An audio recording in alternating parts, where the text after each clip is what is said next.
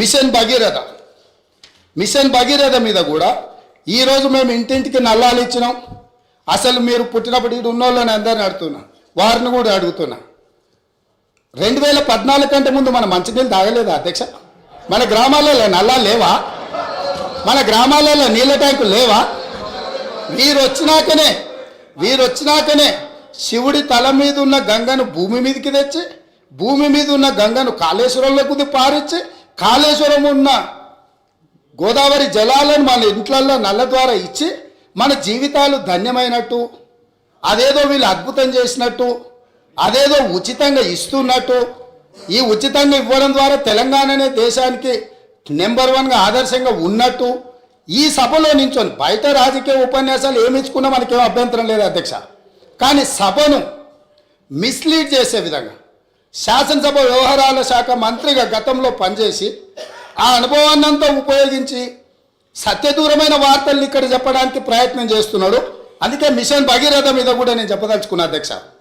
ఇది 2019-2020 సంవత్సరంలో వీళ్ళు రూరల్ హౌస్ హోల్డ్కి అమ్మడం ద్వారా 1030 కోట్లు సంపాదిస్తామని, మున్సిపల్ కార్పొరేషన్లో ఉండే ప్రజలకు నీళ్ళు అమ్మడం ద్వారా 169 కోట్లు సంపాదిస్తామని, అదేవిధంగా మున్సిపల్ రిక్వైర్మెంట్ ఇతర అవసరాలకు 360 కోట్లు సంపాదిస్తామని, అదేవిధంగా ఇండస్ట్రియల్ అవసరాలకు అంటే పరిశ్రమల అవసరాలకు అమ్మి 4147 కోట్ల రూపాయలు, మొత్తం కలిపి 5706 కోట్ల రూపాయలు ప్రతి సంవత్సరం మిషన్ భగీరథ మీద మాకు ఆదాయం వస్తుంది, మేము ఈ ఆదాయం ద్వారా మీకు అప్పులు తిరిగి చెల్లిస్తామని చెప్పి ఈరోజు బ్యాంకులను మభ్యపెట్టి తప్పుడు నివేదికలు ఇచ్చి లోన్లు తెచ్చిండ్రా?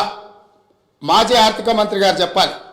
లేదు, నిజంగానే ప్రజల దగ్గర వసూళ్లు చేసి తాగునీళ్లను సాగునీళ్లను వ్యాపారంగా మార్చి, వ్యాపార ఆట వస్తువుగా నీళ్లను మార్చి ప్రజల సెంటిమెంటును, తెలంగాణ ఉద్యమంలో వాళ్ళ పార్టీ చెప్పింది నీళ్లు నిధులు నియామకాలు, నీళ్ళే మొదటి సింహభాగం వాళ్ళ ఉద్యమం, వాళ్ళ నాడు వాళ్ళ పార్టీ చెప్పుకున్నది.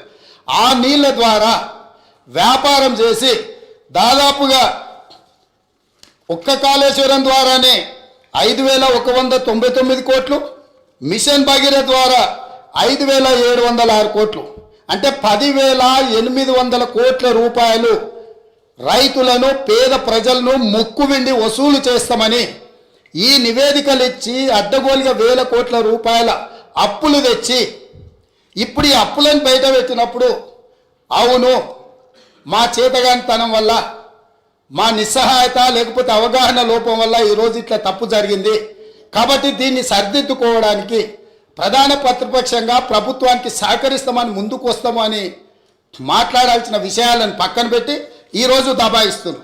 ఇంకొకటి అధ్యక్ష, ఇంతకుముందే వారు మాట్లాడుతూ తెలంగాణ టీఎస్ఐఐసి ద్వారా ఏవైతే లోన్లు ఉన్నాయో వాళ్ళే కట్టుకుంటారు, మాకేం సంబంధం లేదు అని, అసలు మేము కట్టాల్సిన పనే లేదని మాజీ ఆర్థిక మంత్రి గారు ఇదే సభలో అక్కడి నుంచోని చెప్పింది.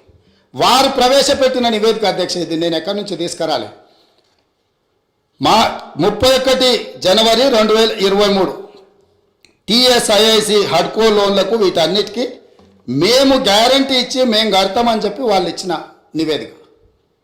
అంటే ఈరోజు ఏ కార్పొరేషన్ల ద్వారా లోన్లు తెచ్చినా పర్టికులర్గా వారు టీఎస్ఐఐసికి సంబంధించిన నిధులు మేము చెల్లించాల్సిన అవసరం లేదు, ప్రభుత్వానికి సంబంధం లేదు, వాళ్ళే చెల్లిస్తారనేది అయితే చెప్పిండో వారు సత్యదూరమైన అంశాలను ఇక్కడ ప్రస్తావించిండ్రు. కాబట్టి ఈరోజు వారు ఇచ్చిన నివేదికనే ఇతరులు ఎవరో ప్రవేశపెట్టిండ్రు, వారికి సంబంధం లేదు, వారు చూడలేదు, వారికి అవగాహన లేదు అని అంటే మనకెవరికి అభ్యంతరం లేదు.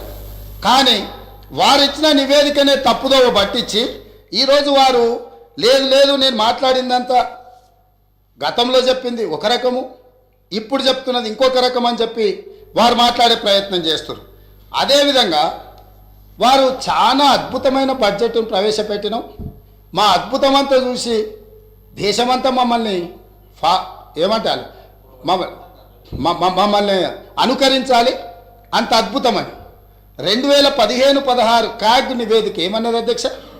వారి దగ్గర వారు ఆర్థిక మంత్రిగా పనిచేసి వారి దగ్గర వివరాలు లేవా?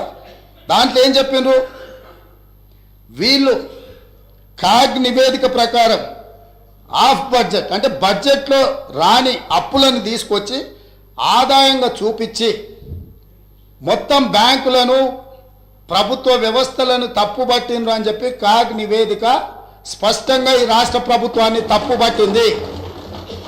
ఈ ప్రభుత్వం ఉద్దేశపూర్వకంగా ఆర్థిక సంస్థలన్నిటిని కూడా తప్పుదోవ పట్టించి అత్యధిక వడ్డీతో రుణాలు తీసుకొచ్చి ఈ రాష్ట్రాన్ని అప్పుల కూపంగా తయారు చేసిందని కాగ్ నివేదిక 2015-16లో ఇచ్చిన లేఖ అధ్యక్ష ఇది.